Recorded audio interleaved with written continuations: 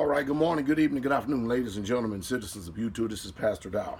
Listen, I'm going to go ahead and chime in on this, and I realize that I run the risk of being politically incorrect. Believe me, I get it.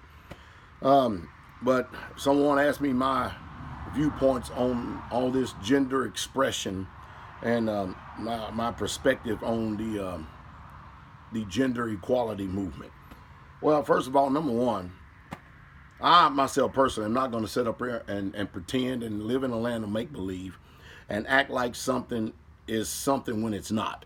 I mean, if I'm standing in front of a man and you're trying to sit up there and tell me that you're a woman, I'm not going to enter into your realm of make-believe and try to pretend that you are a man when I clearly see a woman.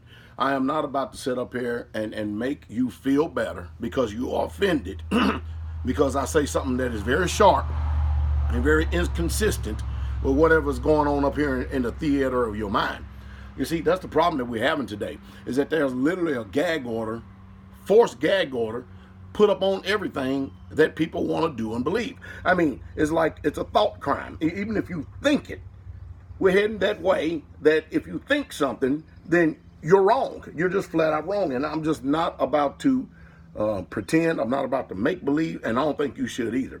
If a woman comes up and tells me that she's a man when she's clearly a woman, that's your choice. That's your decision. But don't get me and don't try to force me to enter into your realm of theater and make-believe. I am not about to sit up here and pretend in any way, shape, fashion, or form that you are something that you are not.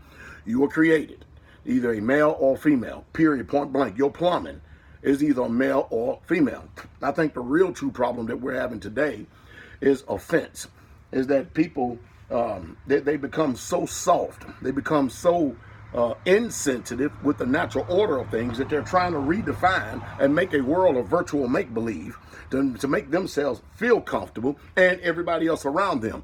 No, I'm a type of person that you're usually not going to feel too comfortable around me because I am very, very opinionated concerning the truth. Now, I realize that the way that the world speaks out there is that you have your truth and I have my truth. Now, I totally dissent from that because I don't have my own personal truth.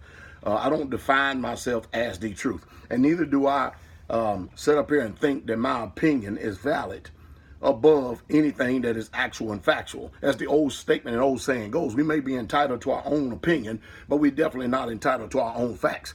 So don't sit up there and tell me that your opinion is equally valid to someone else's and your argumentation that you're trying to form or your argument you're trying to form is equally carries the same weight that somebody else's does when you have no facts backing it up.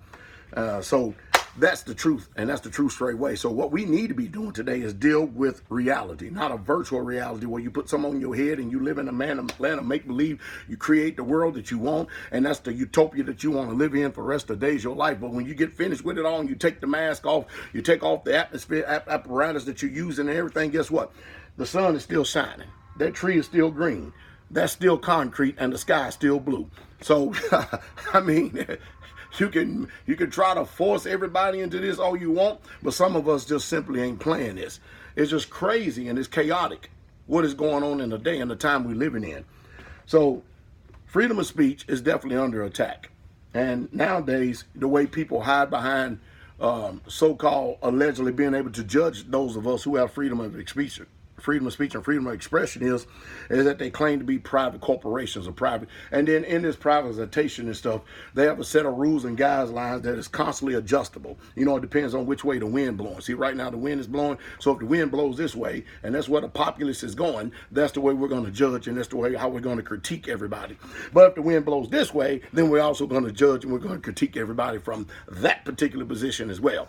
To me, that's double-minded, that's two-spirit, that's chaotic, and that's insanity. That's what that is to me. Now, of course, is that an opinion? I don't know. I call it virtual reality, my virtual reality. If everybody else can have virtual reality, why come I can't? Why is it that everybody else can speak, be offensive, be decisive, be divisive, and be all these things and stuff, but whenever I choose to speak, whenever I choose to actually put some thoughts, true thoughts into the minds of the people who actually understand what is values, what are morals, and what is reality, then all of a sudden people want to silence my mouth for letting these people know that you're not chaotically insane, nor is there anything wrong with you. You actually think logically, and you actually think the way that things ought to be, you are a true person. And that is the truth, and that's the true straight way. Hey, so no matter what the world says and what they're trying to do, be true to yourself.